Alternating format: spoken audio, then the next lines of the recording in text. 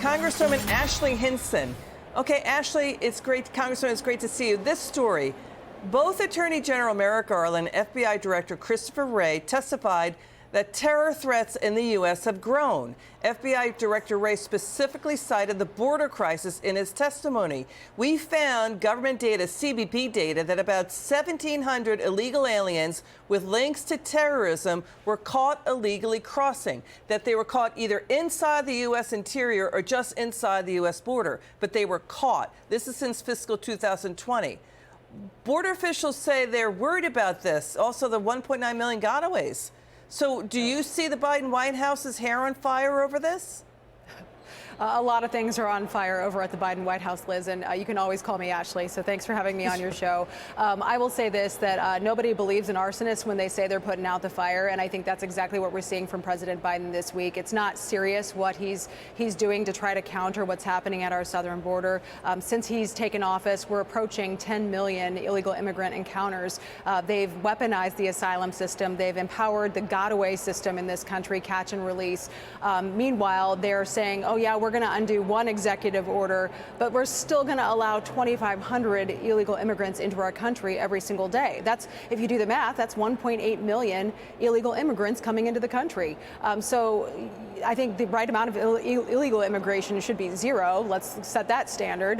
But I think when it comes down to the safety and security of this country, CBP comes to us on Homeland Security and says, hey, we need resources to be able to stop these bad guys, and the Biden administration has just enabled it to happen. Okay, let's listen to, thank you for that. Let's listen to FBI Director Wray on this. Watch this.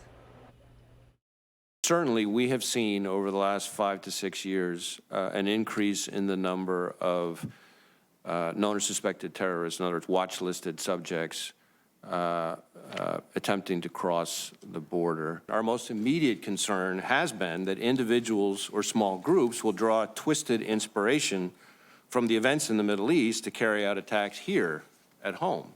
But now, on top of that, increasingly concerning is the potential for a coordinated attack here in the homeland, not unlike the ISIS-K attack we saw at the Russia concert hall back in March.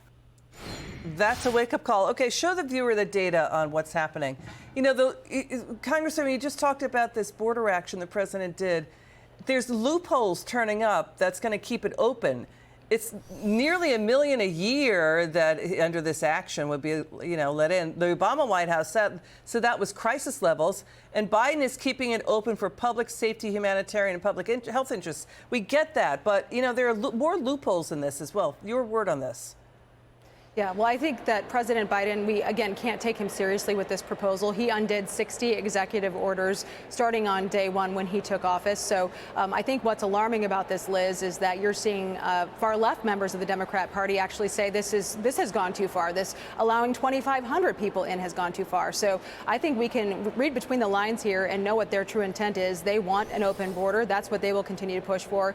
And what's to say, I mean, we're 150 some days out from the election in November, that President Biden, not only is it suspect he's all of a sudden taken concern about what's happening at the border, but what's to say he couldn't undo this on day one after he's supposedly reelected in this country? So I think we need to send a very, very clear message here.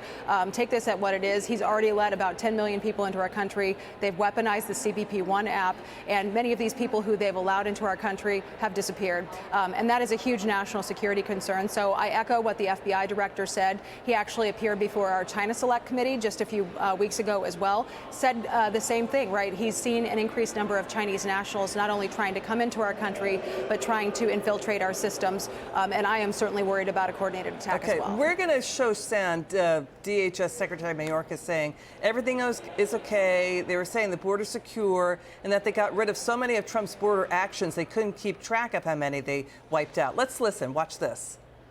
We have rescinded so many Trump immigration policies, it would take so much time to list them. The border is secure. We're certainly doing a lot more to secure the border. We need our broken immigration system fixed. So it's secure. They rescinded so many actions they can't list them that Trump did. And now it's broken? Final word. Yeah. We see this story, and we see it happening before our eyes. I actually got the secretary to admit in our committee just a few weeks ago that we do have a crisis at our border, and it's a direct result of their policies. He's there bragging about undoing Trump's good work at the southern border. Looks to me like we need to put those policies back in place for the safety and security of our country. Congresswoman Hinson, thank you so much for joining us tonight. It's good to see you.